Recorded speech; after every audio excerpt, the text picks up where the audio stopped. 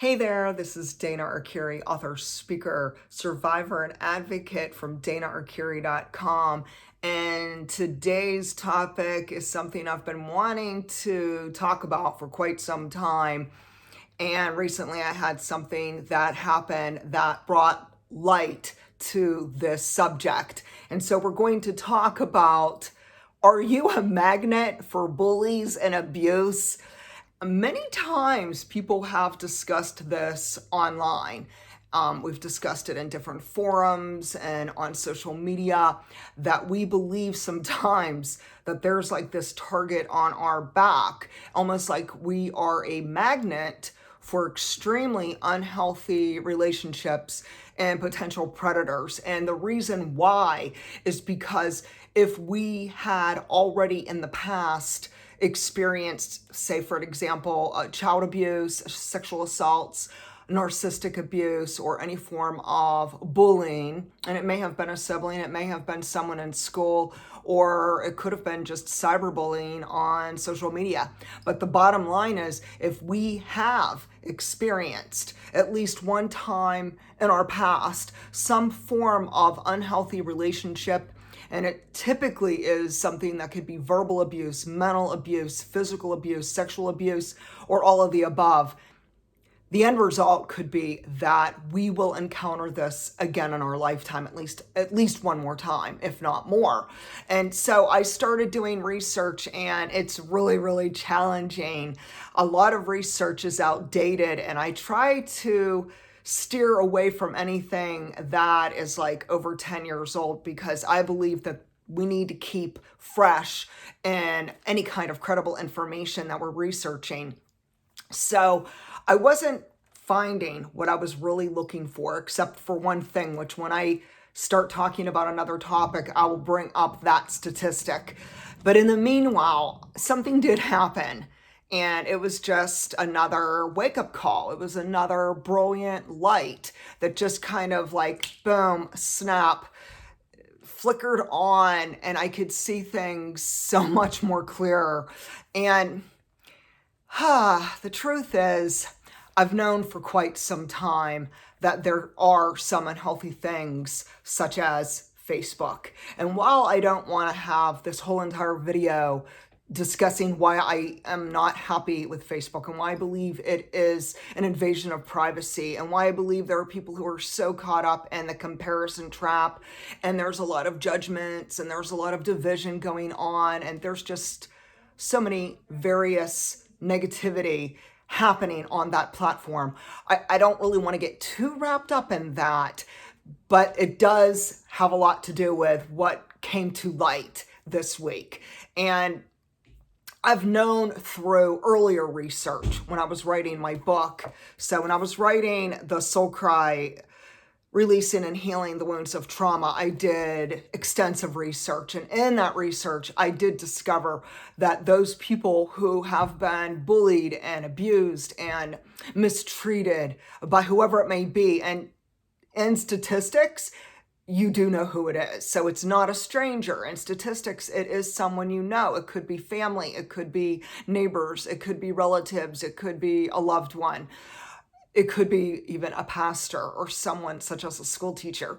So in statistics, it's very clear that, number one, those who are abused, especially when they're under 18 years old, they know the abuser, they know the predators. And the second thing is, those people who do suffer and survive any form of abuse, whether it was child abuse, whether it was narcissistic abuse, whether it was the bullying and the harassment, or smear campaigns from toxic siblings, or someone who's harassing you via online, that this is becoming a repeated offense, and there's new people cropping up in your life. So number one, no, you didn't ask for it.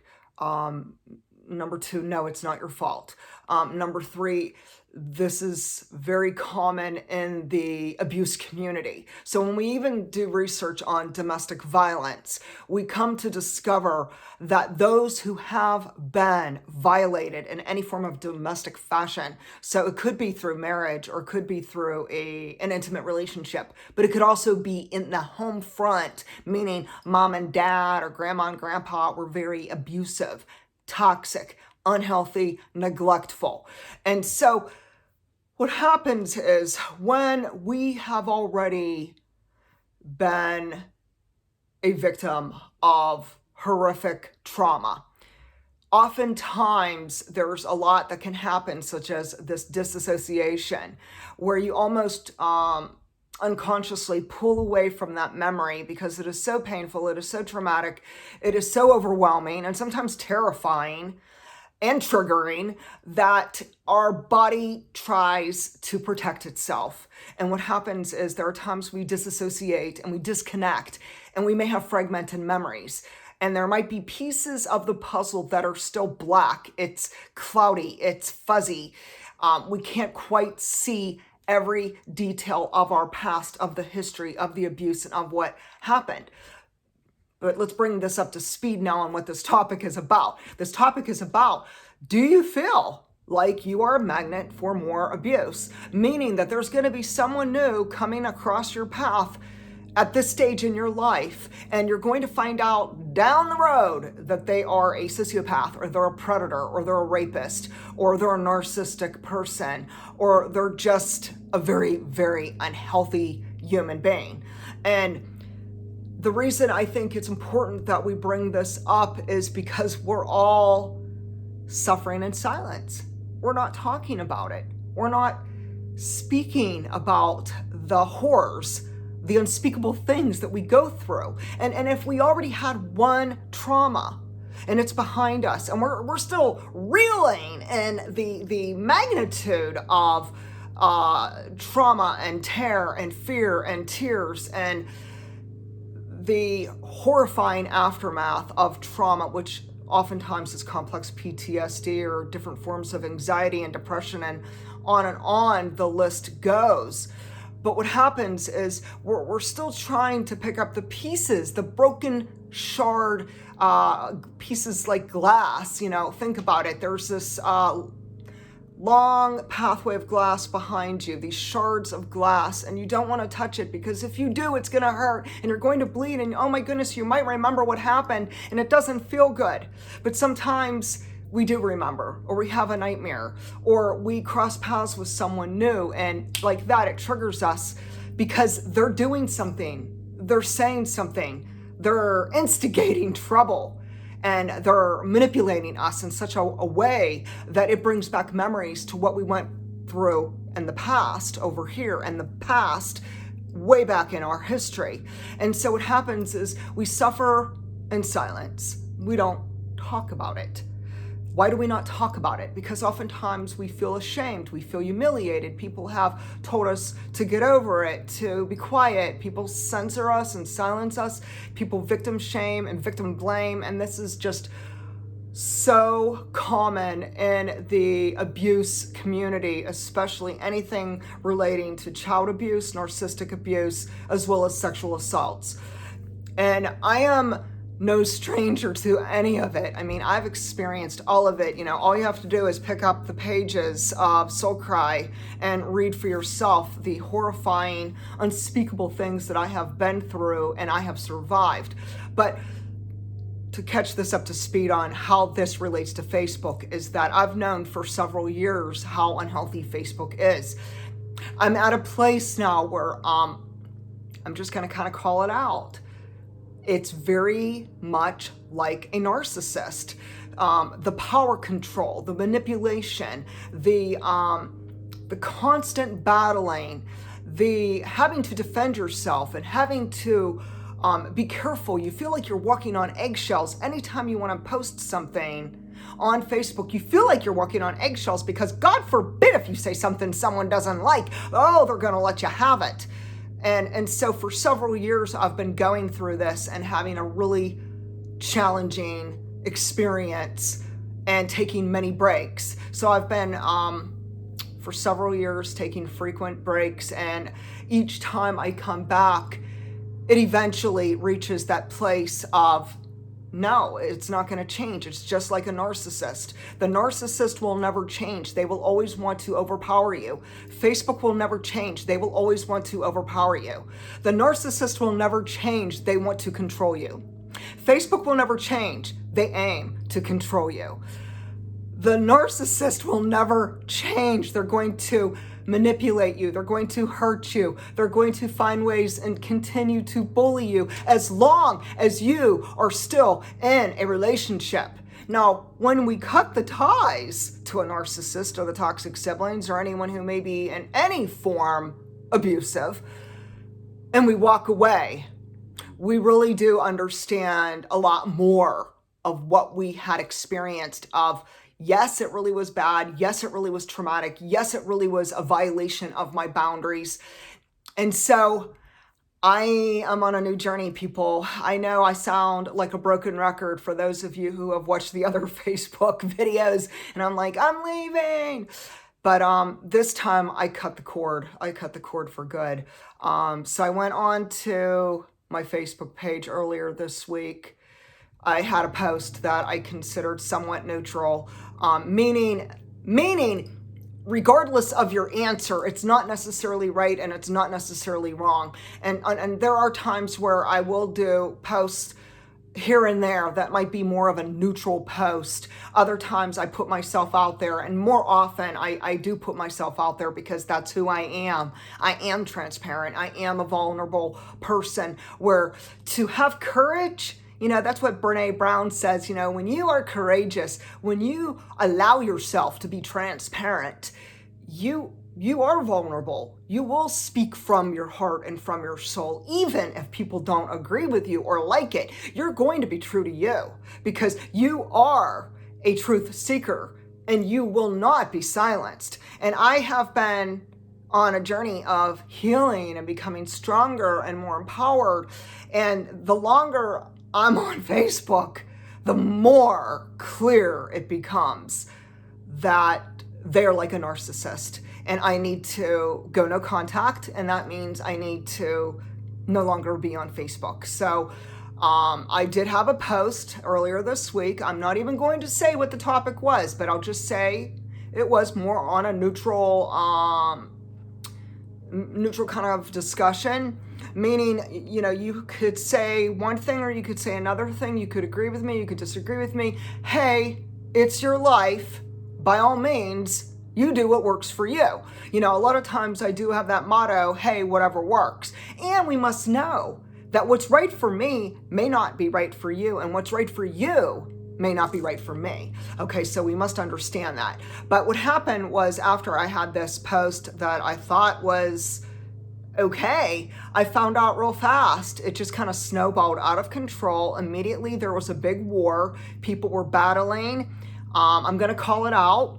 The people who were really having some nastiness and a lot of judging and shaming and having their little hissy fit, they're the people who typically are not authentic. They're typically not transparent. They don't put themselves out there, but yet they judge those, such as myself, who put myself out there. So without even getting into it, let's just get to the change that occurred this week. I realized that, I have to always reevaluate my life, reevaluate everything I'm doing, including social media. That means I have to reevaluate YouTube and how's it going? How's it working out? Should I continue? Should I stop?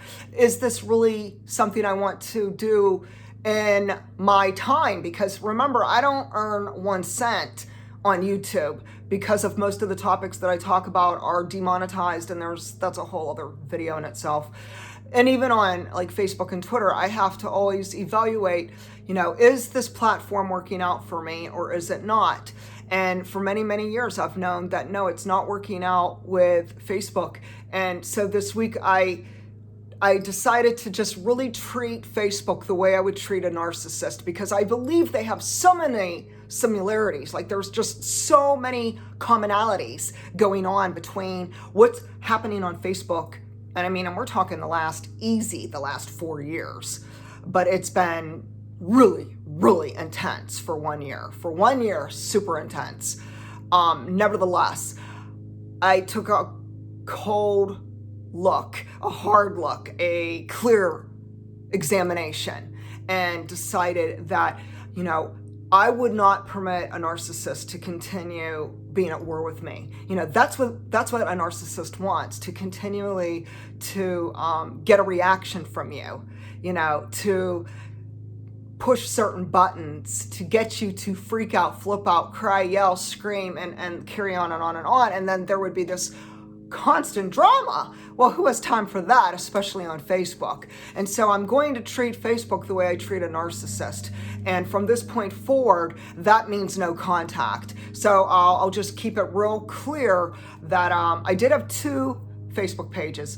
Now, the one is not in use. So for several years, I had a Facebook page that I haven't used. It is just like there for no reason. And I haven't been on it for many, many, many years. It's almost ridiculous to even keep it. So I went on this week and deleted it for good.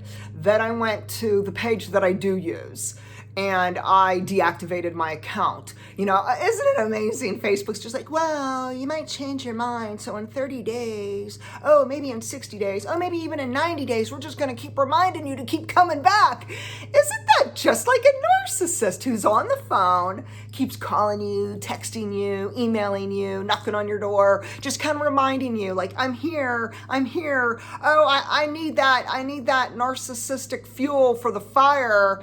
And I'm telling you, the more you really start doing the comparison of what are the signs and the big red flags of a narcissist, and you look at Facebook, I'm telling you, they line up perfectly.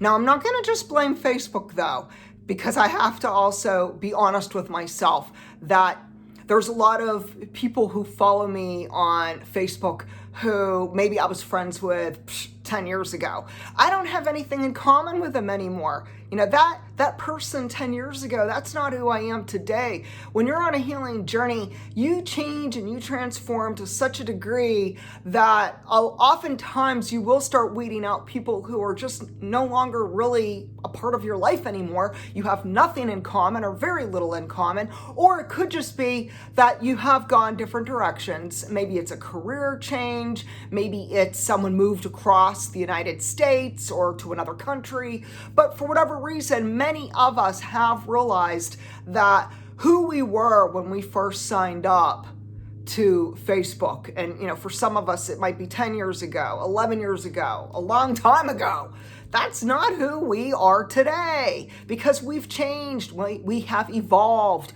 we have grown in many different ways. You know, there's a lot of new growth and development within our lives because we are self-reflecting. We are seeking out to become someone new, someone better. So we'll go on now with the rest of the video to the point where if you do feel like you are a magnet for toxic people. And now it might not be on social media, but on many occasions, people who have experienced the bullying and the harassment and toxic people and highly judgmental people and possibly a narcissist via social media, many of you can relate because you've been there, you've done that, you already know what it's like. Do you ever feel like you have a target on your back?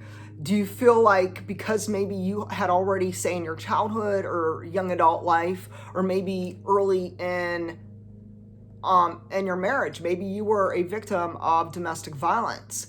So you might feel like you continue to experience and encounter toxic people.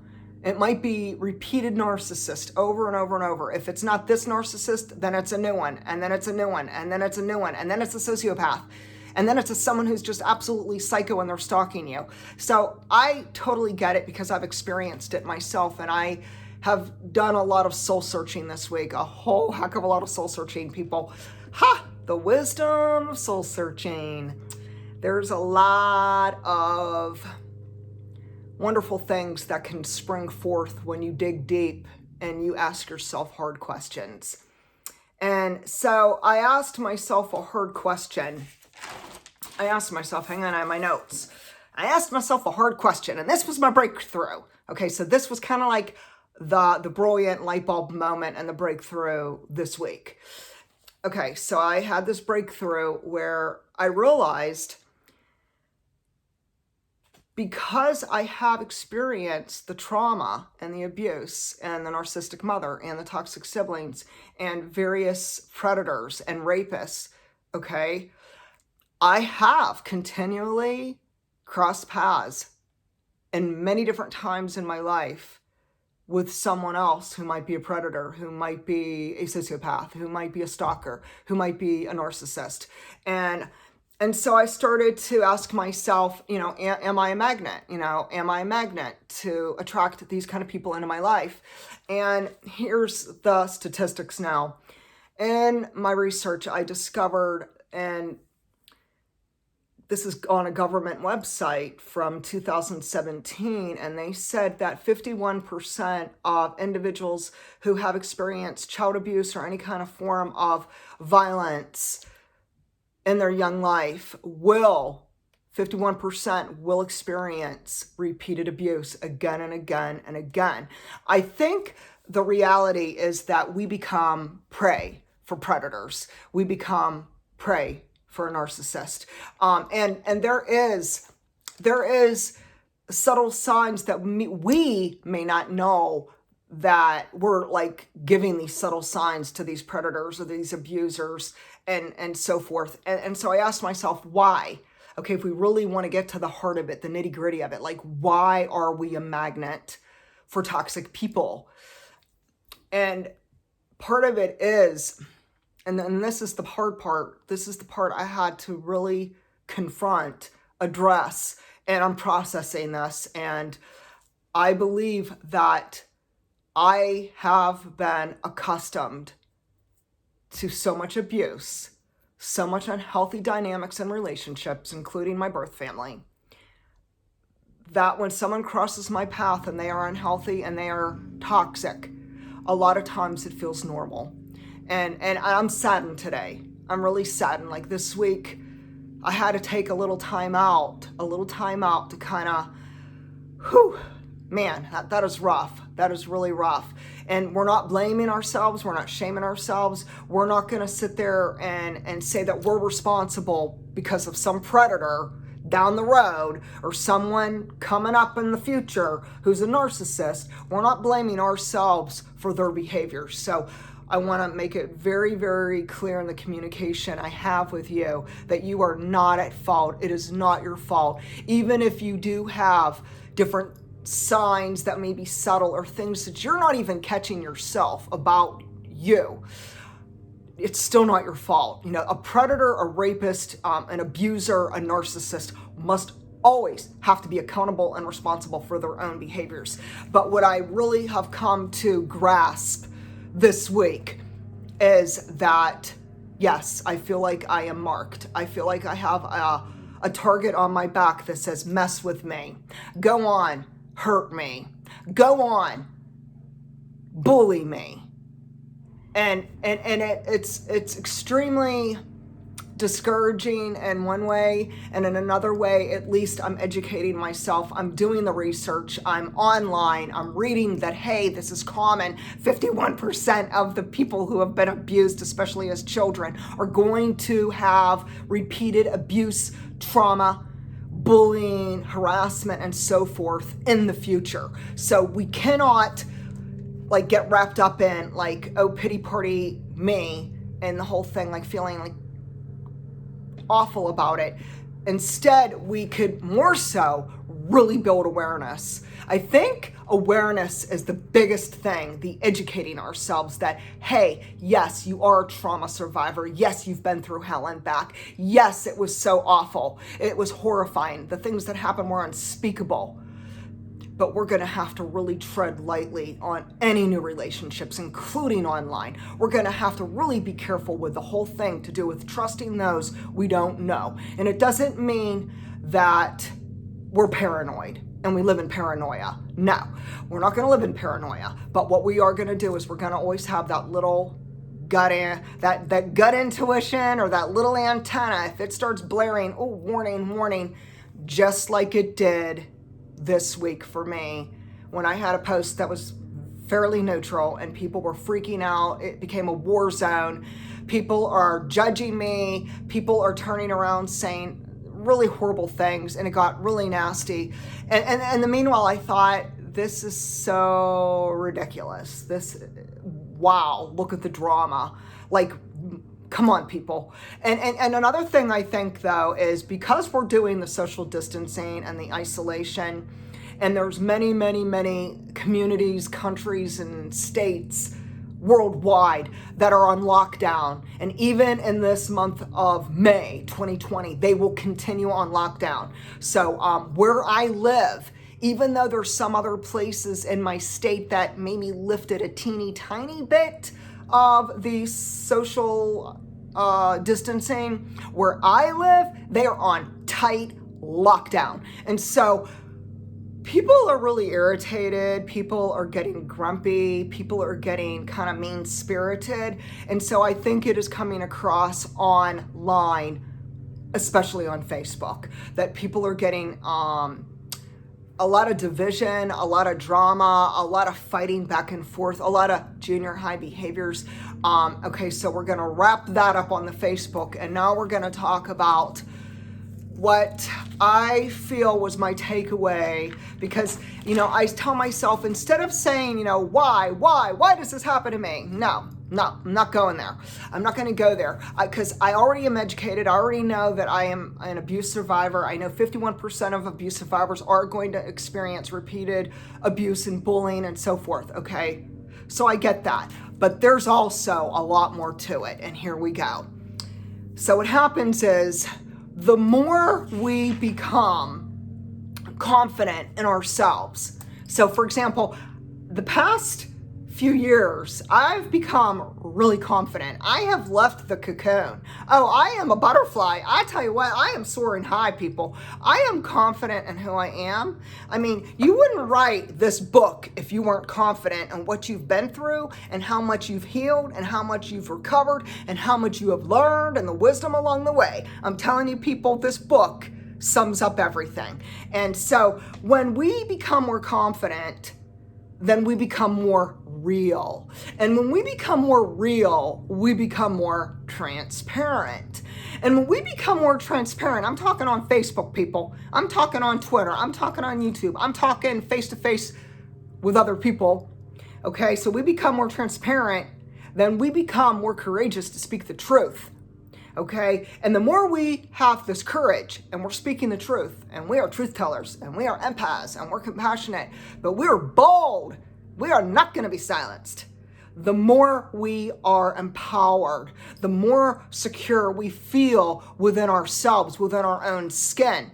And so I really believe with the social distancing that a lot of people who aren't comfortable in their own skin, they're not comfortable being alone, they're not comfortable being isolated, they're having a really hard time, and some of them are attacking others. But what I really believe when I examine some real deep issues and concerns of other people, and like, okay, why are they attacking us? Why is some new person suddenly becoming malicious? What I believe is the average person doesn't have the guts or the grit to be real. And instead, they're a chameleon. Okay, think about a chameleon. Okay, so envision a chameleon. Now, what happens is this chameleon is going to purposefully and intentionally blend in with whoever they are around. So on Facebook, if they're around, a certain crowd, a certain types of people, they're going to be a chameleon and blend in with those people. Okay, and then maybe they're somewhere else. They go off to another group. They're going to blend in with those people. They're not being real. They're not being authentic. So what happens is, they have a deep, deep insecurity. They're so insecure with who they are. They're so terrified of letting people find out who they really are.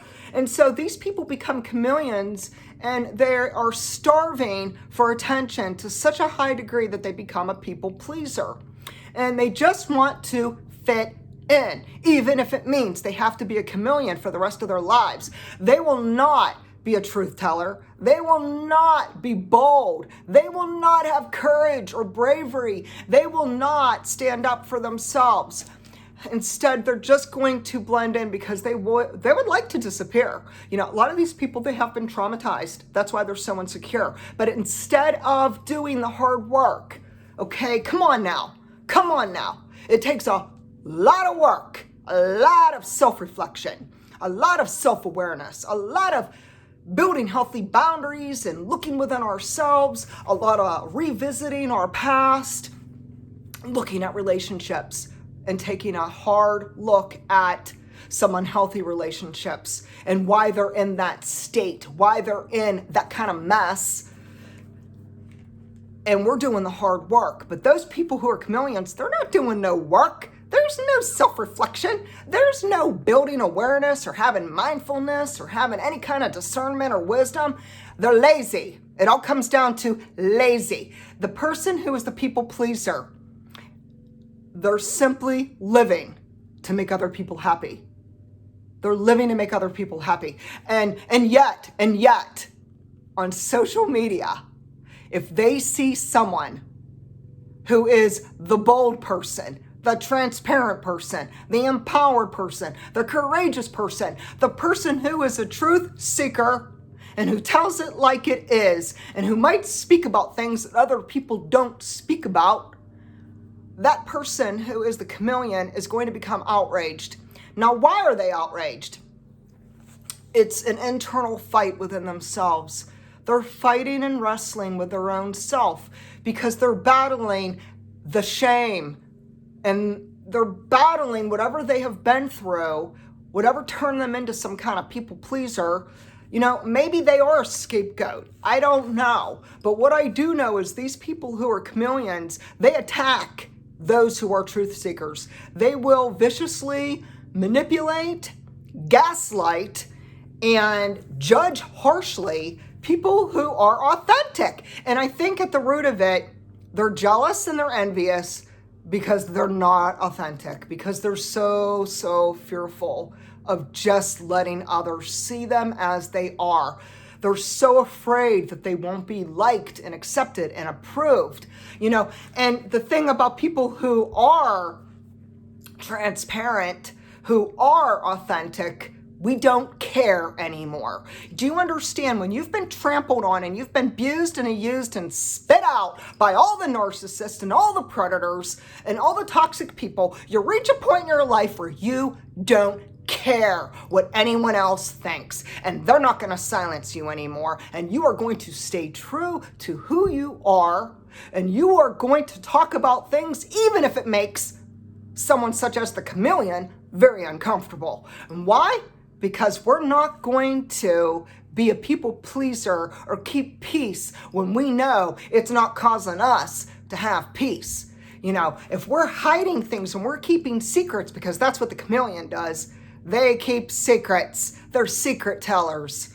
They keep shh, let's pretend everything's okay. Shh, let's make everybody think that our lives are good. We're going to make everybody think that we got it all together, but deep down, we're the most insecure, unhappy people on earth. That's my own 2 cents on the chameleon.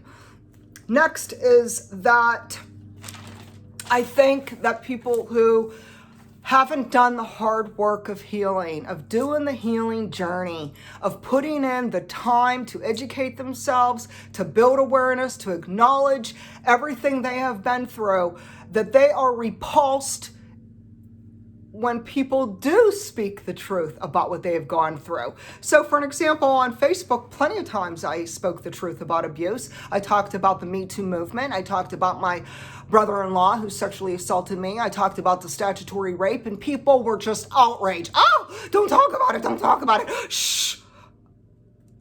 And they would say, Stop blaming the predator. Stop blaming the narcissist. Oh, stop, just forgive and forget. These are the people who it's very, very clear that they have never, ever worked on self-growth. They have never done the deep dive. The deep dive, that means really taking a hard look at yourself, a hard look at your past, and being able to make peace with it and find ways to grow yourself into this beautiful butterfly where you transform, where you could become the person you want to become. And a lot of times it means honesty with ourselves and honesty with others. And sometimes other people, they don't want to hear the truth because the truth hurts and it might trigger them. They might be triggered. When I'm talking about, hey, I've overcome the statutory rape and I've overcome the narcissistic mother and the toxic siblings, there might be people, those chameleons, they haven't even dealt with their dirty secrets behind closed doors, and they don't want to hear about the work and the healing and the recovery and the self-growth. They don't want to hear about it, and that's why they silence me, and that's why they silence you too.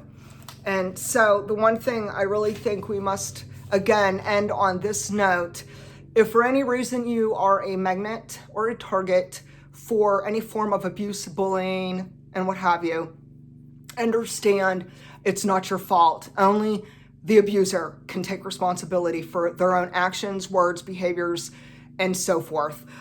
Next, we have to understand, though, that in statistics, remember, the 51% makes us easy prey for future attacks, for future abuse. So today, educate yourself. Learn about this. Beware of the signs. If something doesn't feel right, if something feels off, listen to your gut intuition and know you're not imagining it. It really is, something wrong. It really is something that's not right. It's not healthy. It's not safe. And so please take care of you. Next is that we can only fully flourish as human beings when we allow ourselves to be true to ourselves, when we allow ourselves to have the courage to speak about uncomfortable topics and to grow from it, to learn from it, and then to be healers. This is the beauty. We get to be healers. And so I am thrilled that my calling in life is not just storytelling about the truth regarding abuse, but also to align up with other hurting souls to help them heal. And today, share with me, do you feel like you have a target on your back? Do you feel like that sometimes you do feel like you're easy prey? Do you feel like ever that people cross your paths and then later on you figure out, oh my goodness, it's a narcissist, or oh my goodness, it's a really crazy sociopath, and then you do your best to block them, to go no contact, and to build those healthy boundaries, and to start afresh. We just keep starting afresh. That's what it's all about, starting afresh. And so today, share with me what's going on with you. In the meanwhile, you could find me at danaarcuri.com. Have a great weekend. Bye-bye.